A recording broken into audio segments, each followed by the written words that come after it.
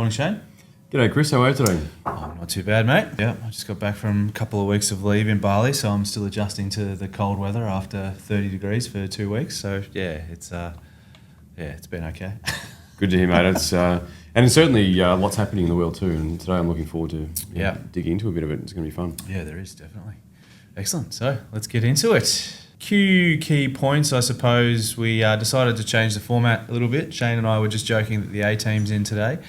That we've booted out the other two, but just for a bit of a headline for everyone, the key points of today's video: we had an unexpected rise in Australian unemployment over the last few weeks.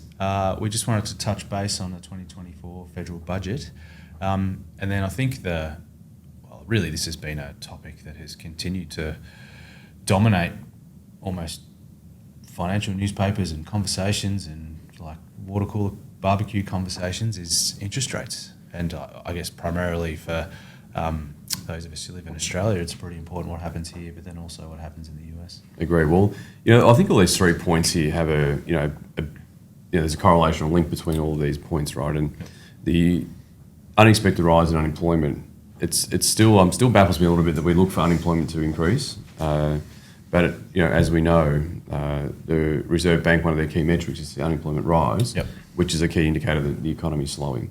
And I suppose the key aspect behind that is that this sort of level of inflation that may moderate. We might see rates start to fall, which not great for deposit holders, good for business and good for homeowners. But by and large, maybe rates falling from the levels they are today, better for all things on balance. Yeah, definitely. And I think there's an interesting comparison in there when we get to it later is how these numbers actually compare to historically. And it's interesting to note where we are, I suppose, versus where we have kind of been over the last 30 or 40 years. Yeah. Let's get in. GDP growth. Yeah, let's talk a little about this. I mean, we were talking off air for the benefit of everyone listening today that we're expecting to see GDP for Australia come out this week. Yep. But there is certainly a notable decline, I think, is what we're starting to see, broadly. And they move slowly, right, these numbers. It does seem to feel as though, the quarter rolls around slowly and you get the data and you're like, it hasn't moved that much. But seeing the trends, certainly seeing slowing, rather than growing around the globe. Yeah, definitely. I think that's really important too, is that the trend behaviour in most of the major economies is showing that, and it's important that we're looking at the trend rather than necessarily a shorter term time frame. And that's one of the reasons why we have the scope of data that we do here, is so that we are actually looking at it in the right perspective, in the right frame of mind, so that in the decisions we are then making for clients, we're not kind of reacting essentially to shorter term noise. So yeah, and I think here, particularly in Australia, Andrew kindly passed on one of the Commonwealth Bank reports this morning. The Commonwealth Bank are expecting GDP, I think, of 0.1 for the quarter, which is going to bring down the average or the annual rate from 1.5 to 1.1, which is the lowest rate in 3 decades. Yeah, it's and this chart speaks to it, right? You can see the decline happening quite rapidly there. Yeah, definitely. And you sort of think about GDP growth, and it's anything to declining economy, but we've got high unemployment low unemployment and high inflation or higher inflation.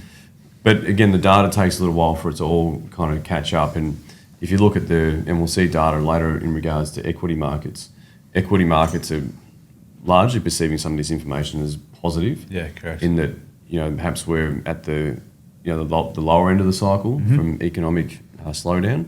But, interesting listening to Governor Bullock, they're still kind of very careful about inflation. And, one of the key, I think, points they raised earlier today was that they're not afraid to raise rates further. The one thing they're moderating and wanting to not do is actually really break the unemployment market open and sort of crack open, a sort of a flurry of unemployment, which will then correlate back to GDP growth as a significant decline. And that's maybe the very fine balance between where we sort of muddle our way through versus a recession. Yeah, absolutely right. Yep, and it's just to your point there. It's interesting, isn't it? And this is the great challenge of all of this: is that data points are all different and sometimes conflicting, and depending on where you focus, can definitely impact your view, I suppose, of what's happening. And it's always a totality, or it's the word I'm looking for, a congregation of all of those data points to sort of get an idea of what's happening, essentially. And I think, to your point about equity markets, that's been the great challenge, right? Especially when we go and look at the volatility, trying to pick a directionality. I know we touched on last month about house prices. There was a bit of a summary in there, but I don't think anything's necessarily changed since last month. No.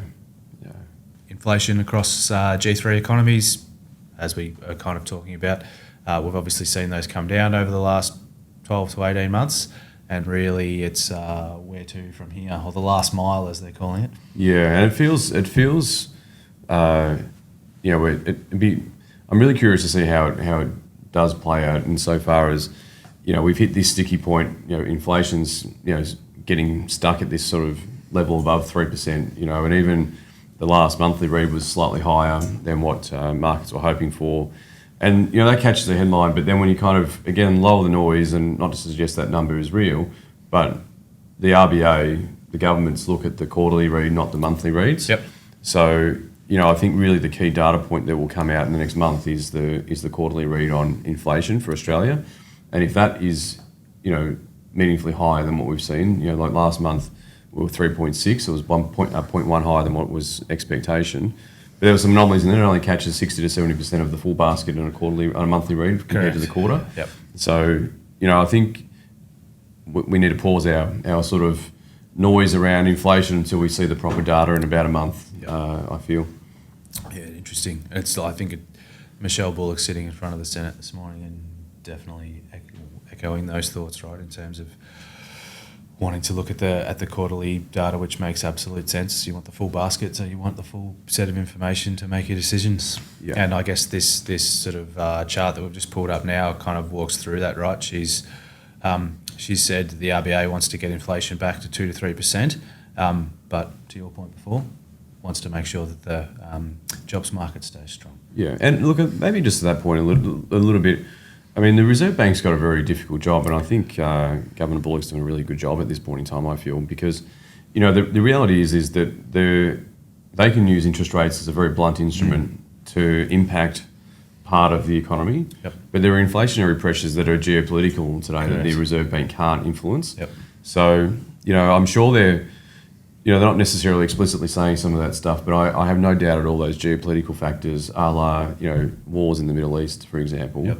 At the back of their mind as well, because they could really very bluntly crush the economy Yep. today if they wanted to. And then we have easing off of, wartime in the Middle East, and we start to see inflation ease at the same time they've crushed the economy. So I think Yep. they're actually really very carefully and competently managing the very complex level of data they've got. I think so. And I'm always thinking about this in a communication context as well, right, where you have to almost talk tough on this, because as we've probably seen over the last 6 to 12 months, if you don't, and we get some inflation data that's saying we're coming down and everyone thinks interest rates are coming back down, consumer spending ramps right up again, because everyone's like, well, it's coming, so I can start to spend again, and all that does is push inflation back up and undo the work that they're trying to do. So I kind of look at that and say, it's good, but there's an element of, I guess, what you would call jawboning in there to sort of communicate to markets and households and businesses that don't get too excited if... Perhaps they're heeding the lessons of 2021 when Governor Lowe said that rates are on hold for 3 years. Yeah, correct. That was a point in history that arguably won't be repeated again. Yeah, correct. Well, I would suggest that most Reserve Bank governors will not want to repeat that, given that that's probably the one thing Governor Lowe might be remembered for. That's right. Yep. And in terms of, I guess, what's happening in the US, there's some interesting... Yeah, and look, again, same theme we're talking about, slowing economy. The data that we're sharing on the slide here talks about job openings, hitting, really low levels relative to what we've seen previously. and again, the thematic of slowing economies, and I think always fascinatingly with respect to where Australia sits in this post-pandemic era, we've been a little bit behind the world through the pandemic and through the economic response, and now the interest rate cycle. Yeah, we really have. Yeah. So we've talked about that a little bit in the past, and I think this data speaks to it here because the US are pricing in more rate cuts than what Australia is. Yep. And I think primarily the reason for it is they're just a little bit further advanced, and the weakness is perhaps more evident than what we're seeing here. Yeah, correct. In Australia. Yeah, I couldn't agree more with that. I think the US were one of the first to go. I can't remember if they were the actual first, but yeah, I think they're 6 to 8 months ahead of at least Australia.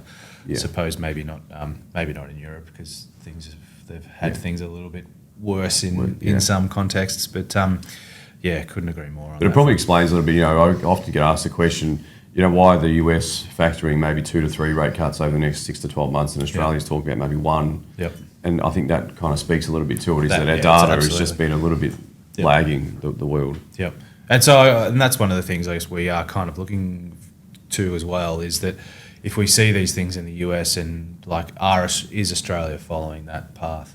And so far, in broad terms, it kind of has done that. So the jobs data overnight, I suppose, from a context perspective, 12 months ago, for every job opening or availability, there were 2 job seekers. Yeah. And so, that obviously meant, competition for jobs, and that's now come down to 1.2. So, the Fed have said that they want that at 1-to-1, essentially. So, as one of their key indicators towards a rate cut, not the sole, obviously not the sole thing.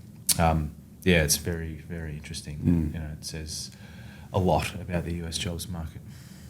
Household consumption and consumer sentiment here in Australia hasn't, I guess, changed probably since we last had an update. It is nice to see a little bit of a tick up in consumer sentiment, but it hasn't continued to completely turn around. And I think that just speaks to, where we are really, where we're trying to squeeze out the last elements. I think it captures exactly what you said before beautifully, I feel, Chris, where you said, the kind of the speaking tough. Yep. That's when you're consistently told, or perhaps arguably, things start to ease off a little bit, interest rates stabilise, and some of the data speaks a bit to that. The world, you can almost sense it, breathe a sigh of relief, or Australia in particular, breathe a sigh of relief. Then you start to see a few little, cracks, and suddenly it's like, oh, hang on. They're talking about potentially raising rates again. Consumer sentiment shifts straight away. Yep. And I do think, and I think your point before is really valid, is that sometimes the narrative that comes out from the Reserve Bank can potentially not be as influential as a rate rise, but it might just shift those behaviours, and you certainly pick that up in things like consumer sentiment charts. Yeah, definitely, and I think that flows through in terms of just the way the media cycle works at the moment too, right? Where anything that is said is kind of taken and blown up for clicks and exposure. Like, have a look at this, and sometimes the subtlety of the message gets lost. But so I think it's as you said before, they've got a tough job to just manage the actual data, but then actually how that translates into society. Well, this chart here, I think, Chris, is an interesting one in terms of unemployment. Again, talking about unemployment rising. We had an unexpected tick up last read, which was positive, but we got to, I think, 4.1 is where we sit today. Yep. But I think the particularly long-term data is really fascinating to think about where we're sitting today from an unemployment point of view. Yep. We're still, at very, very, well, we are at historical lows, right? Yeah.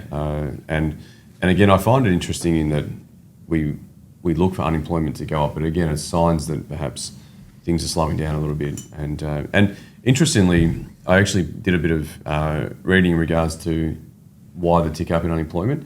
And it wasn't necessarily that people were being laid off their jobs, it was just the scaling back of their hours was the predominant contributor to unemployment. Yeah, interesting. So, that's maybe speaks a little bit to consumer sentiment, retail trade. Yep. We work with a lot of small businesses that have high casual workforce. Yep. And they're just scaling back their hours to meet the demand that they've got at this point in time. Yep. So, there's certainly, it's not always just tick up in unemployment is loss of jobs. It's, kind of notably, shifting capacity, I guess. Yeah, definitely. The real world impact of that, I guess, is going to be felt, right? Because we still, things are expensive, and for those who are in that I guess part of the employment market, it just makes life harder. And I know anecdotally, at least, it feels like there's kind of those who are doing okay in full-time employment, and if you're not, it's a pretty hard period of time to be going through at the moment. So, and I might just say one other thing there, in terms of the unemployment. Governor Bullock really spoke to this a little bit before about interest rates and not wanting to, create unemployment, higher level of unemployment than is absolutely necessary. Yep. Because that does become, puts risks in all parts of businesses. It puts risks into the banks. It puts risks into households. Yep. And it's not a good outcome for anyone. So I was quite pleased to hear that perspective. And the other, maybe useless piece of data for the majority of us, but interestingly, the highest unemployment rate globally today sits in South Africa, 29.7% unemployment, which is horrific, right? I mean, that's vast difference to where we are today. Well, if you look at the long-term chart, the highest piece of unemployment or period of unemployment we had was in 1980, 1990, I guess, and that was at 11. So 27. That sort of speaks to the recession that we had to have, I think, in that era of Paul Keating. Yep. Yeah. So 20. Yeah, it's a massive. South Africa, it's like touch wood. Crazy. Yeah. We're very lucky in many ways. Yep. Business sentiment continues to, I guess, bubble along. I suppose it's marginally positive. I think all of the data here just is reflective of where we're at, where there's no clear directionality. Things are tough in some sectors, going okay in others. It's the push and the pull, and across you roll out the average or the aggregate of that. Sorry, not the aggregate, the average of all of that. It's we end up with data numbers like this. Yeah, I totally agree. Yeah. The federal budget. Yeah, well, I think last month. I must confess, I'm a full money nerd, and I love federal budget night. I love federal budget. And I was very underwhelmed, I think, this year. And maybe underwhelmed is maybe too harsh, but there wasn't a lot in the budget this year, and perhaps it was reflective of one of those budgets where they're keeping a bit of their powder dry for election cycle in the future. Absolutely. But a few things there, and perhaps in the context of economies. Obviously, tax cuts are coming through on July 1.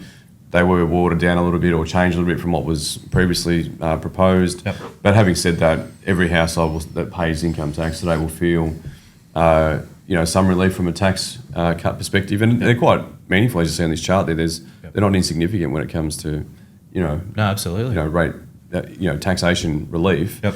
But the other part too, of course, was the energy bill relief. Yep. And it's again to you made a good point before, Chris, about the media jumps onto things, and the first thing that came out about energy bill relief is that it was massively inflationary. Yep. I think it's about $7 billion or so that's going to be the total cost to the economy. But again, Governor Bullock has kind of watered that down. And just said basically they don't. She didn't dismiss the fact that it could be inflationary, but she did equally note that they don't really factor that in because it's a one-off. Yeah, correct. A one-off. It'll be a little blip in the data, sugar hit in the data, and then we'll look again to our point before, trends, right? Not short term. Yeah, and look, I think if anything, I mean, the energy bill relief is a nice touch.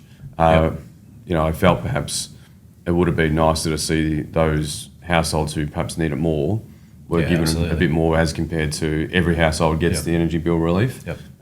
Certainly means testing, that might have been a nicety, but at the end of the day, I mean, at least the government's acknowledged the fact that there is pressure in energy bills, which is a little bit of that geopolitical aspect that we talked about before. Yep. They know that there is pressure out there that they can't control, and they're trying to perhaps take a little bit of the heat off with this. Yeah. Well, that's a big structural change a global structural change that I guess the Australian government's going to have no control over. So it helps, right? But it's probably not going to solve the issue, right? No. But I guess the thing that we were kind of talking about before coming into today was like, do we think these are actually going to contribute to inflationary pressures or not? Yeah, well, I think it's my sense of it is it's probably taking some relief putting some relief into households as compared to really adding to inflation. Yep. Ultimately, you could argue from a purist economic perspective that any money you put into the economy is inflationary. Yep. But having said that, we've got such anomalies in groceries, for example, today, Yep. or there's the cost of living, that we don't always capture in the data. They kind of talk about the cost of living crisis. Yep. I think this gets consumed Absolutely. pretty heavily. Definitely. And especially when you look today in terms of households who are raising a family, are paying income tax. Yep.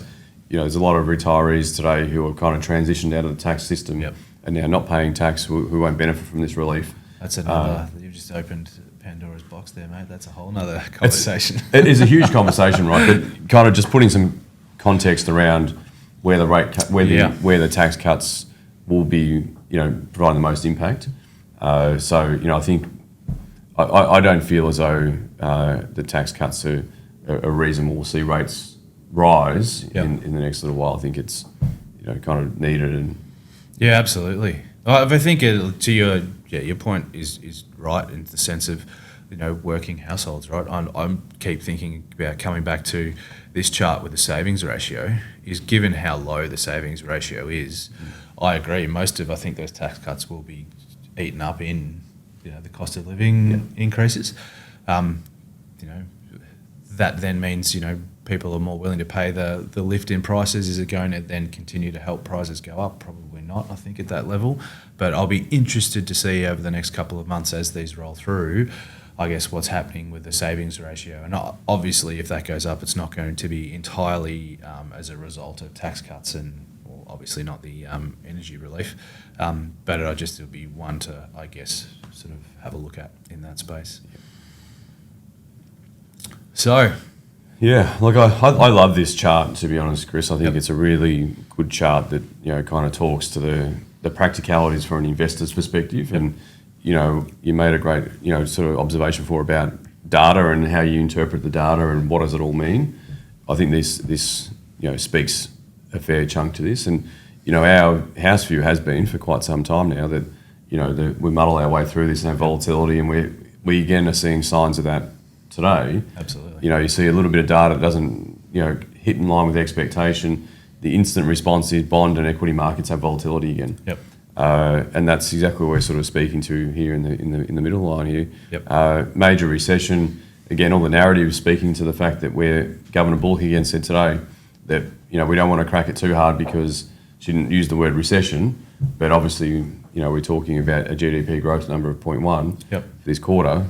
You only need two of those quarters where it dips below zero when it's a recession, right? So, yeah, correct. They're very carefully looking at that. So, I think our house view sticks firmly in the middle there, right? Yeah, definitely. And I think it's just been playing out. Like, I just don't see a smooth rebalancing happening because it's not occurring. Yeah. And as given the focus of, I guess, is if you...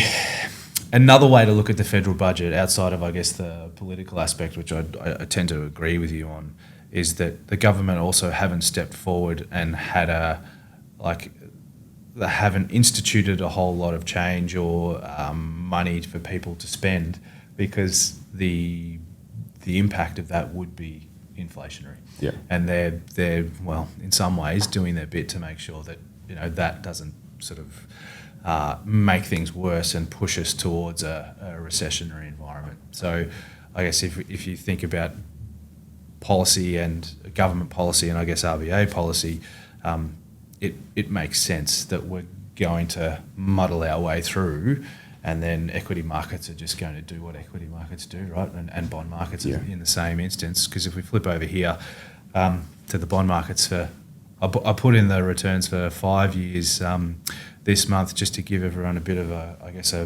wider perspective of kind of what has happened since COVID, or since just before COVID, and what COVID has done and how interest rates have impacted. And you can see here over the last, that's probably 2.5 years, how volatile that's been compared to, look at the volatility pre-COVID happening. So yeah, it's it speaks to that. Yeah, directionality of interest rates is Yep. kind of impacting enormously. Yeah, absolutely. Yeah.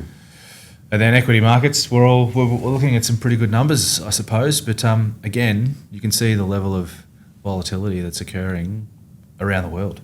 And you know what's so fascinating about the equity markets, I feel, Chris, is that you'd be remiss to sort of, or you'd be forgiven, I suppose, is a better phrase, if you looked at all the economic data and thought, my goodness, the world's in a really precarious place right now. Yep.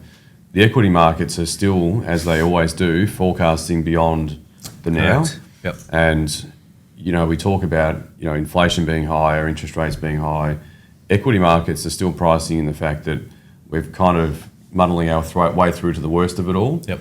And, perhaps we see the volatility spike when you get data that's kind of a bit contradictory. Yep.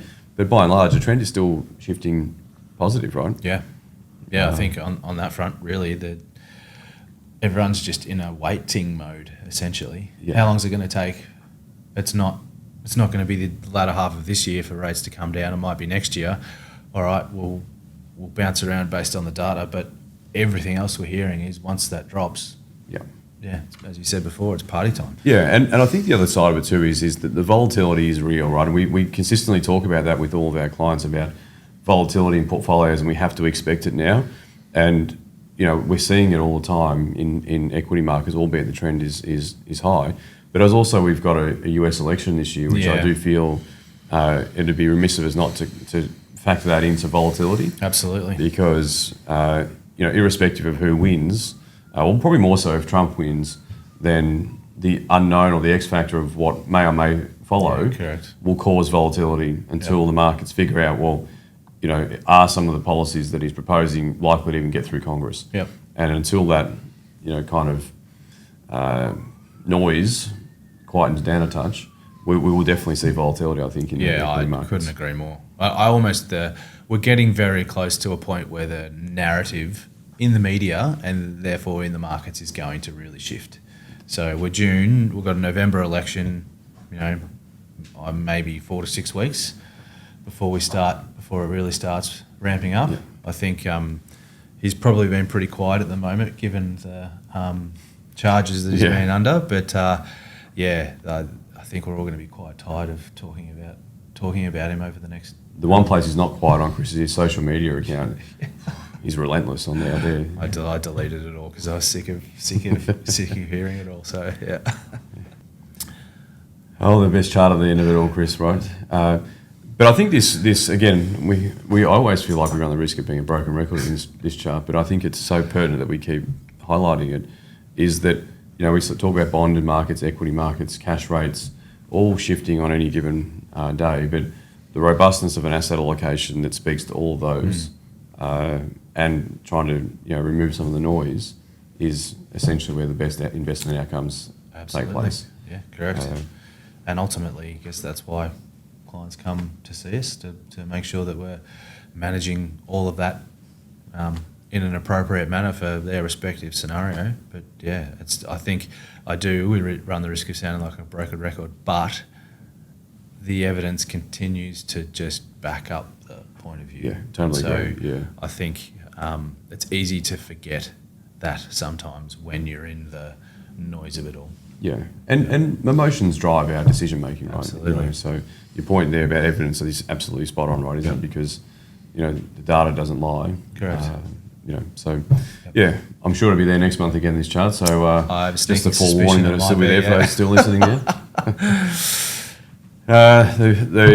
The disclaimer at the end, of course, general advice. As you all know, we work with you on an individual basis when we give individual advice, but today's discussion, of course, is general in nature. And obviously we talked about concepts in that context. Yep. Anything specific we'll obviously flag with you individually. Yeah, correct. Yeah. Excellent. Well, thanks for everyone. We'll see you next month. Hopefully we've got some good news to bring, but I'm sure it'll be more interesting points to discuss. Terrific. Bye for now.